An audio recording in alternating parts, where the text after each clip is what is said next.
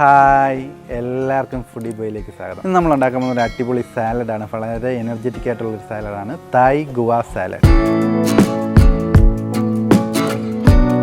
അപ്പോൾ സാലഡിനായിട്ട് നമ്മൾ ആദ്യമേ എടുത്തേക്കുന്നത് പേരയ്ക്കാണ്. പേരയ്ക്ക നീളത്തിൽ കട്ട് ചെയ്തതാണ്. ഇതിൻ്റെ എല്ലാ ഐറ്റംസും നീളത്തിൽ തന്നെയാണ് നമ്മൾ കട്ട് ചെയ്തെടുക്കുന്നത്. അടുത്തായിട്ട് നമ്മൾ ചേർക്കാൻ പോകുന്നത് മാങ്ങയാണ്. അല്പം പഴുത്ത മാങ്ങ ഒരെണ്ണം എടുത്തിട്ടുണ്ട്. ഇനി ക്യാരറ്റാണ്, 2 ക്യാരറ്റ് നീളത്തിൽ കട്ട് ചെയ്തത്. ഇനി നമ്മുടെ മാതളത്തിൻ്റെ അല്ലികളാണ്. ഒരു മാതളത്തിൻ്റെ അല്ലികൾ ചേർത്ത് കൊടുത്തിട്ടുണ്ട്.